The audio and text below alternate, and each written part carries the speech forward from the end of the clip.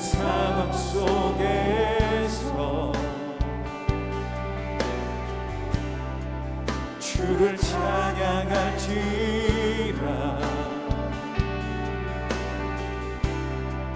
주는 너의 큰 삶을 큰 도움이시라.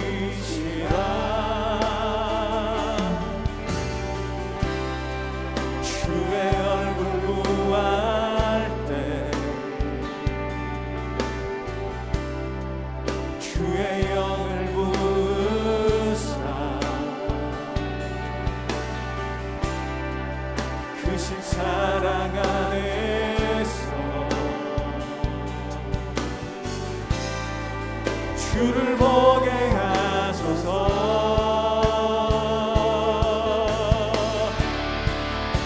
내 영혼이 확정되고 영혼이 확정되고 확정되었사오니 믿음에 눈들어 주를 바라봅니다. 내 영혼이 확정되고 확정되었사오니 믿음에 눈들어 주를 바라봅니다. 내가 그대못 광야에서 헤스본 왕 시온에게 사자를 보내어 평화의 말로 이르기를 나를 네 땅으로 통과하게 하라. 내가 큰 길로만 행하고 좌로나 우로나 치우치지 아니하리라. 너는 돈을 받고 양식을 팔아 내가 먹게 하고 돈을 받고 물을 주어 내가 마시게 하라. 나는 걸어서 지날 뿐인즉 세일에 거주하는 에서 자손과 아래에 거주하는 모압 사람이 내게 행한 것 같이 하라. 그리하면 내가 요단을 건너서 우리 하나님 여호와께서 우리에게 주시는 땅에 이르리라 하였으나 헤스본 왕 시온이 우리가 통과하기를 허락하지 아니하였으니 이는 네 하나님 여호와께서 그를 네 손에 넘기시려고 그의 성품을 완강하게 하셨고 그의 마음을 완고하게 하셨음이 오늘날과 같으니라. 그때 여호와께서 내게 이르시되 내가 이제 시온과 그의 땅을 내게 넘기노니 너는 이제부터 그의 땅을 차지하여 기업으로 삼으라 하시더니 시온이 그의 모든 백성을 거느리고 나와서 우리를 대적하여 야하스에서 싸울 때에 우리 하나님 여호와께서 그를 우리에게 넘기심에 우리가 그와 그의 아들들과 그의 모든 백성을 쳤고 그때 우리가 그의 모든 성읍을 점령하고 그의 각 성읍을 그 남녀와 유아와 함께 하나도 남기지 아니하고 진멸하였고 다만 그 가축과 성읍에서 탈취한 것은 우리의 소유로 삼았으며 우리 하나님 여호와께서 그 모든 땅을 우리에게 넘겨주심으로 아르논 골짜기 가장자리에 있는 아로엘과 골짜기 가운데에 있는 성읍으로부터 길르앗까지 우리가 모든 높은 성읍을 점령하지 못한 것이 하나도 없었으나 오직 암몬 족속의 땅 야복 강가와 산지에 있는 성읍들과 우리 하나님 여호와께서 우리가 가기를 금하신 모든 곳은 내가 가까이 하지 못하였느니라.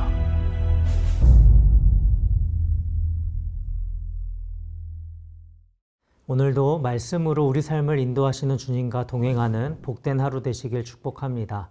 그 땅을 내게 넘기노니 라는 제목으로 하나님의 말씀 전하겠습니다. 사랑하는 성도 여러분, 하나님께서는 싸워야 할 적과 싸우지 말아야 할 대상을 구별해 주십니다. 어제 살펴본 2장 1절에서 25절까지는 너희 형제, 친족들과는 싸우지 마라 이렇게 말씀하십니다. 하나님께서는 이스라엘이 에돔과 모압, 암몬 지역을 통과할 때 그들과 싸워 그들의 땅을 빼앗을 생각을 하지 말라고 하셨습니다. 왜냐하면 에돔은 에서의 후손이고 모압과 암몬은 롯의 후손이며 그 땅은 하나님께서 그렇게 그들에게 기업으로 주신 땅이기 때문입니다. 다시 말해 하나님께서 이스라엘에게 주겠다라고 약속하신 땅이 아니라는 것이죠. 오늘 우리가 읽은 본문은 민수기 21장에 기록되어 있는 이스라엘 백성들이 아모리 족속 헤스본 왕 시온을 정복한 이 사건에 대해서 모세가 회고하는 장면입니다. 사실 이스라엘은 그데못 광야 헤스본 지역을 지날 때에 그들과 싸우려 하지 않았습니다. 왜냐하면 이 지역은 아브라함에게 약속한 가나안 지경에 포함되지 않기 때문입니다. 그래서 헤스본 왕 시온에게 평화의 사절단을 보냅니다. 오늘 27절에 나를 내 땅으로 통과하게 하라. 내가 큰 길로만 행하고 좌로나 우로나 치우치지 아니하리라. 당신들의 땅을 지나가게 해달라고 청원합니다. 여기에서 말하는 큰 길은 왕의 대로, 당시 동서의 주요 교역로인 실크로드와 연결되는 국제 무역로를 가리킵니다. 좌로나 우로나 치우치지 않겠다. 그냥 단순히 지나가기만 하겠다는 것이죠. 그리고 필요한 양식과 물, 혹시 우물을 팔 수 있도록 허락해 주면 돈을 주고 사서 그 어떤 것도 피해를 주지 않겠다라고 합니다.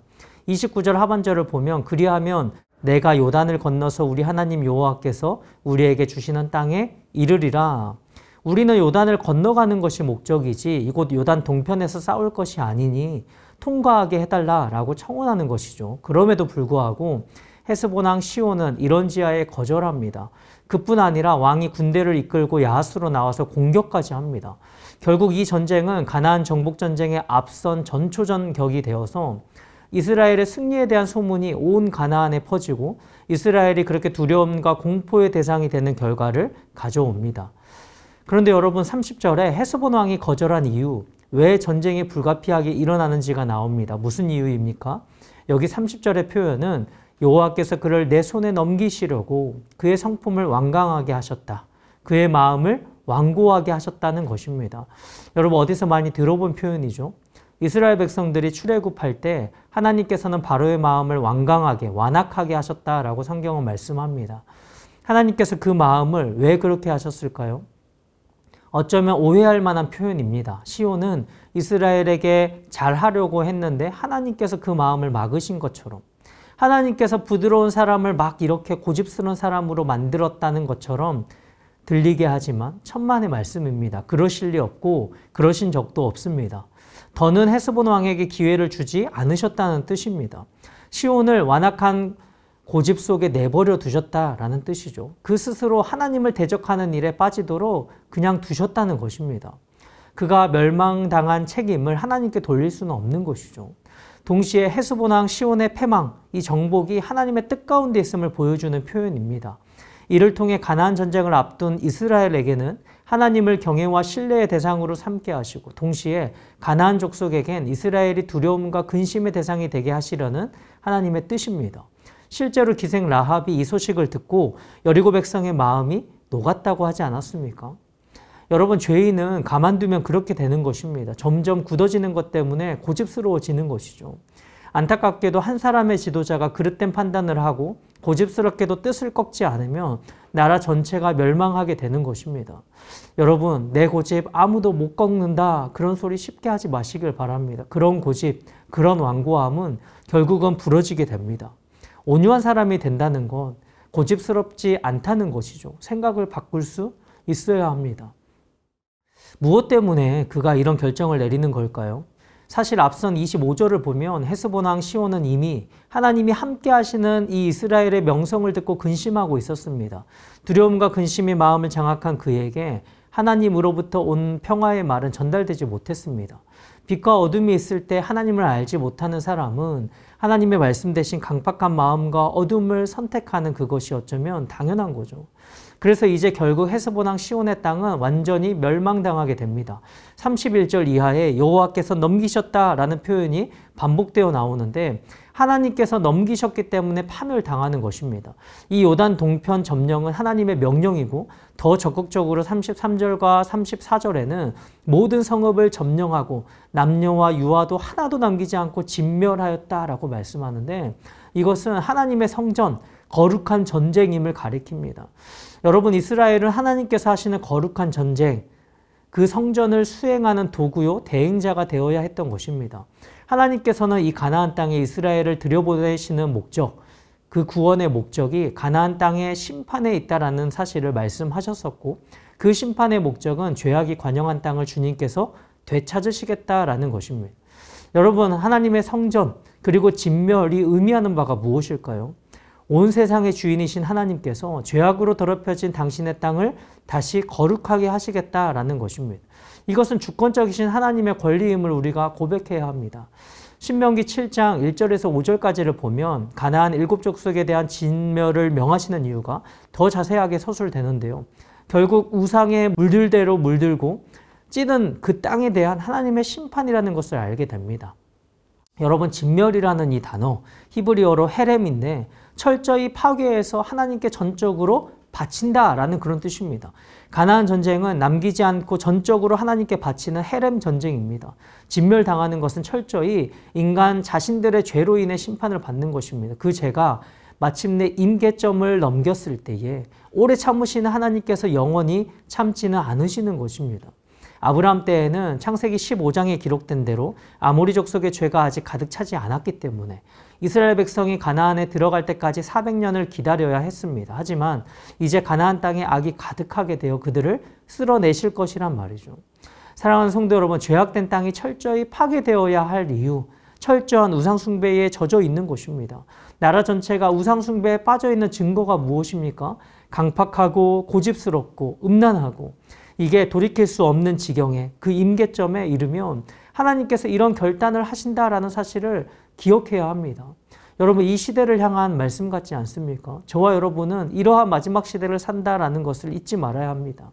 여러분, 진멸을 이야기하는 성경이 불합리하다라고 말하지 마십시오. 죄악된 인간이 불합리한 것입니다.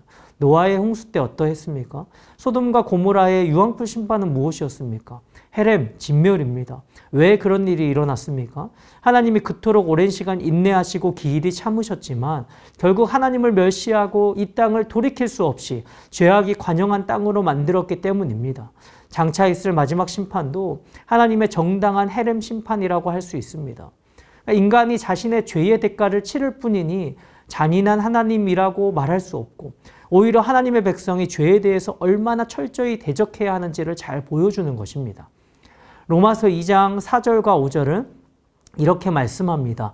혹 내가 하나님의 인자하심이 너를 인도하여 회개하게 하심을 알지 못하여 그의 인자하심과 용납하심과 길이 참으심이 풍성함을 멸시하느냐. 다만 내 고집과 회개하지 아니한 마음을 따라 진노의 날 곧 하나님의 의로우신 심판이 나타나는 그날에 임할 진노를 내게 쌓는도다. 죄인들의 고집은 그날에 임할 하나님의 진노를 쌓는 일이다 라고 말씀합니다. 지금 이 시대가 우리가 살아가는 이 땅이 하나님의 진노를 쌓는 것을 우리가 봅니다. 하나님의 길이 참으심과 용납하심을 멸시합니다. 하나님이 어디 있냐고 삿대질하고 그런 하나님을 믿을 필요가 뭐 있느냐고 거역하고 대적합니다. 그 대가가 무엇인지 우리는 두려운 마음으로 바라보고 있는 것이죠. 사랑하는 여러분, 저는 이 부분을 묵상하는 가운데 다니엘서 9장의 다니엘의 모습이 떠올랐습니다.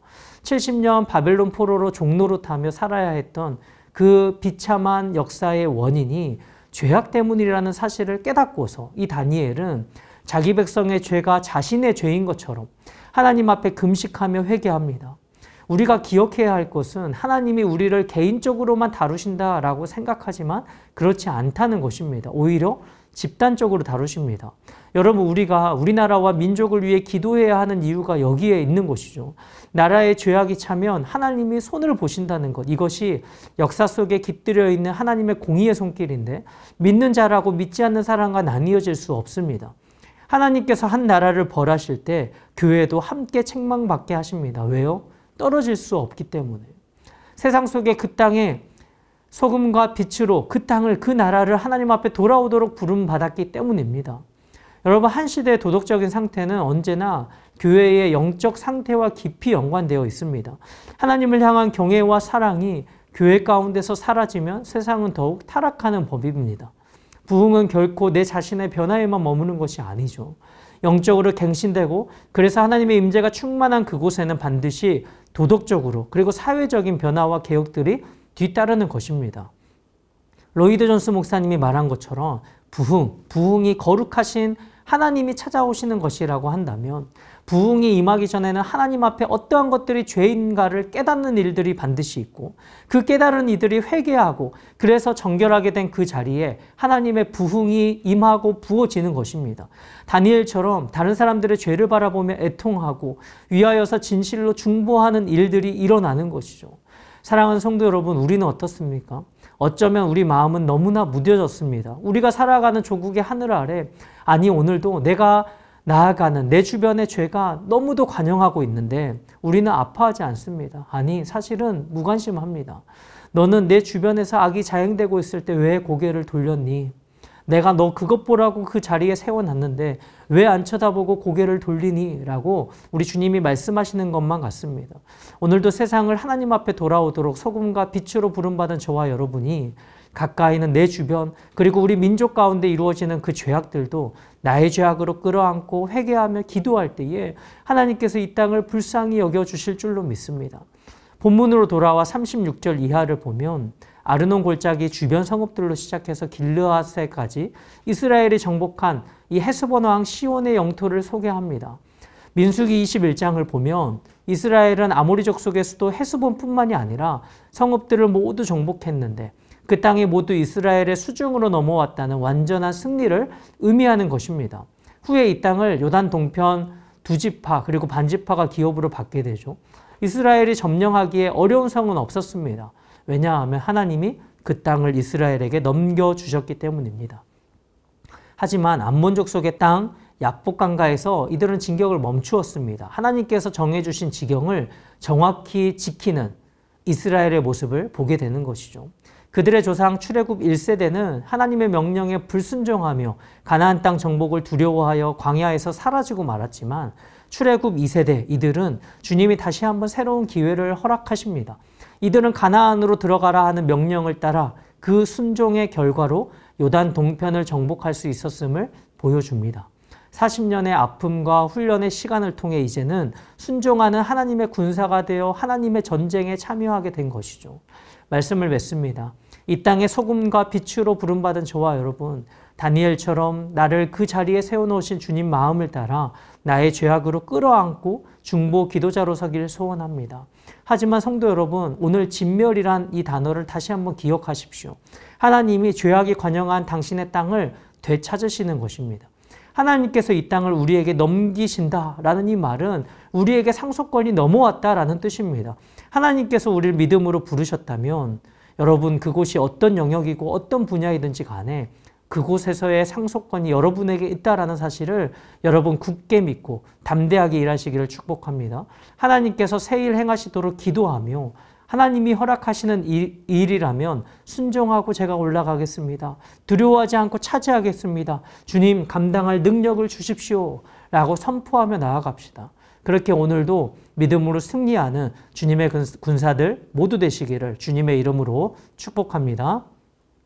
주신 말씀 기억하며 우리 기도 제목과 금요 비전기도의 기도 제목까지 함께 읽고 기도하겠습니다. 자비하신 주님, 죄가 관영한 이 땅을 불쌍히 여기소서. 주님께로 돌아오도록 우리를 소금과 빛으로 부르신 주님의 마음을 따라 애통하는 중보 기도자로 서게 하옵소서. 거룩하신 하나님, 죄악이 관영한 땅을 되찾으시겠다는 주님의 뜻에 담대함으로 순종하게 하소서. 오늘도 부르신 그곳에서 상속권이 제게 있음을 선포하며 나아가게 하옵소서. 연이어 오늘 진행되는 금요 비전기도회를 위해서 함께 기도하겠습니다. 오늘 진행되는 금요 비전기도회에 온 교회 성도가 참여하여 하나님이 주시는 은혜를 누리고 경험하게 하소서. 말씀을 전하시는 송준기 목사님에게 성령의 충만함을 주시고 교회에 꼭 필요한 말씀을 선포하게 하소서. 금요 비전기도회를 통해 기도의 문이 열리고 기도 응답을 경험하는 역사가 일어나게 하소서. 다 같이 기도하시겠습니다.